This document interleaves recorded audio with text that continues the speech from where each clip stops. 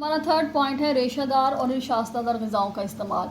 इन ग़िज़ाओं का इस्तेमाल ज़्यादा होना चाहिए। रेशा जो मतलब फ़ाइबर, जिन ग़िज़ाओं में फ़ाइबर पाया जाता है, जैसे आप फ्रूट्स खाते हैं तो उनके छिलकों में, और जब उनका जूस निकालते हैं तो आपने देखा होगा कि जो उसका पल्प सा निकलता है वो उसका रेशा होता है, कि फ़ाइबर होता है। यही हमारी ग़िज़ा को हज़म करने में मदद देता है। इसका इस्तेमाल हमारी खुराक में ज़्यादा होना चाहिए, बाकी ग़िज़ाओं की निस्बत। जैसे गोश्त में कम होता है रेशा, तो ऐसी ग़िज़ाओं का इस्तेमाल, जैसे सब्ज़ियाँ और फल हैं, उनका इस्तेमाल ज़्यादा हो ताकि हमारी ग़िज़ा सही तरह से जुज़्वे बदन बन सके।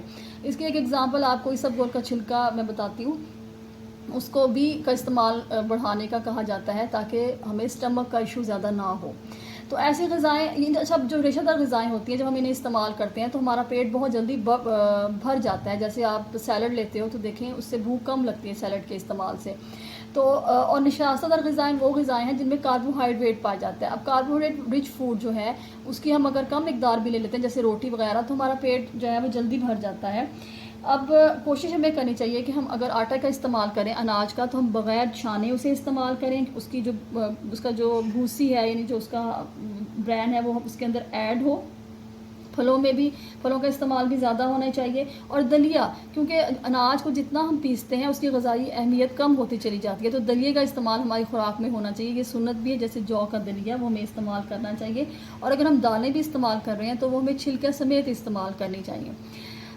नमक का हमें नेक्स्ट पॉइंट है, हमें नमक का इस्तेमाल कम रखना चाहिए, क्योंकि आपको पता है नमक का ज़्यादा इस्तेमाल जो है वो बहुत से प्रॉब्लम क्रिएट करता है। जैसे आमतौर पे आपने सुना होगा कि हाई ब्लड प्रेशर में नमक रिस्ट्रिक्ट कर देते हैं।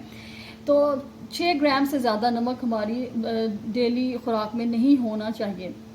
एक हम आम बंदे के बारे में, एक सेहतमंद बंदे के बारे में बता रहे हैं। तो नमक जो है वो ग़िज़ा के ऊपर छिड़कना नहीं चाहिए, वो बहुत ज़्यादा नुकसानदेह होता है। और ऐसी जैसे बाहर में से भी लेते हैं अपने फ्रेंच फ्राइज़ वगैरह, तो उसके ऊपर नमक प्रॉपर्ली उन्होंने डाला हुआ होता है, लिटरली डाला हुआ होता है, जो कि आपकी हेल्थ के लिए बहुत नुकसानदेह है। जो कुक्ड नमक होता है वो इतना नुकसानदेह नहीं होता। और ऐसी ग़िज़ाएँ इस्तेमाल ना करें जिनके अंदर नमक है, जैसे अचार वग़ैरह। और ऐसी आपके जो पनीर है उसका इस्तेमाल कम करें जिनके अंदर नमक उन्होंने ऐड किया हुआ है। हमारा लास्ट पॉइंट है कि सेकंड लास्ट है कि खाने में वैरायटी होनी चाहिए। अब खाने में वैरायटी, तनोव यानी वैरायटी कैसे पैदा हो सकती है कि हम अपने खाने में उसको ये जो है हमारा सैलड, उसको भी इस्तेमाल करें, और सब्जियों को, फलों को, इन चीज़ों को हम इस्तेमाल करें, ताकि हमारी ग़िज़ा जो है वो सिर्फ़ एक चीज़ के ऊपर बेस ना करें, बल्कि तमाम ग़िज़ाई अज्जा जो हैं वो उसके अंदर शामिल हो जाएं। इसमें मैं आपको दिखाती हूँ, जो फूड पिरामिड है, ये आपकी बुक में भी मौजूद है। इसको अगर आप देख सकें तो इसमें दिखाया गया सबसे ऊपर चिकनाई और तेल है, तो इसकी मिक़दार हमें बहुत कम करनी चाहिए। मैं आपको थोड़ा जल्दी बताने, मतलब इसको कोशिश करती हूँ कि समझ में अब भी आ जाए आपको। गोश्त, जो मुख्तलिफ़ तरह के गोश्त हैं, इसके अलावा अंडे, मग़ज़ियात हैं, तो वो हमें 2 से 3 मरतबा हम दिन में इस्तेमाल कर सकते हैं। और इसके अलावा दूध और दूध से बनी हुई चीज़ें जो हैं वो हम 2 से 3 मरतबा वो भी इस्तेमाल कर सकते हैं।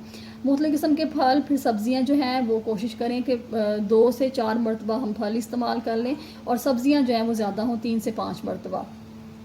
फिर जो अनाज बेस्ड हमारा है, जैसे डबो रोटी है, दलिया, चावल है और अनाज वगैरह हैं, ये हम 6 से 11 दफ़ा जो है वो इस्तेमाल कर सकते हैं।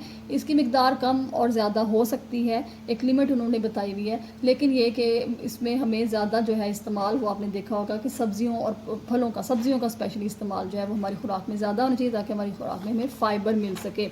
ये मैं जब आपको मेन्यू हम प्लान करेंगे तो ज़्यादा अच्छे तरीके से मज़ीद बताने की कोशिश करूँगी। लास्ट हमारा जो टॉपिक है वो है वज़न को मुनासिब रखें, यानी जितनी आपकी हाइट है, आपकी एज है, स्पेशली हाइट के अकॉर्डिंगली आपका वज़न होना चाहिए, ज़्यादा वज़न नहीं बढ़ना चाहिए। वो किस तरह हो सकता है कि आप कोशिश करें कि अपनी भूख को रख कर खाएँ, यानी ये हमें फरमान भी है आप सल्लम का कि एक हिस्सा छोड़ देना चाहिए सांस लेने के लिए। तो पूरा पेट भर भर के हमें नहीं खाना चाहिए, हमें अपनी बॉडी को मेंटेन रखना चाहिए। और उसके लिए आपकी रूटीन बहुत हेल्दी हो, आपकी रूटीन बहुत ज़्यादा मतवाज़न होनी चाहिए, और और आपकी खुराक बहुत ज़्यादा बैलेंस होनी चाहिए। किसी भी चीज़ की ज़्यादती या किसी भी चीज़ की कमी जो है वो हमारे लिए बहुत ज़्यादा नुकसानदेह होती है।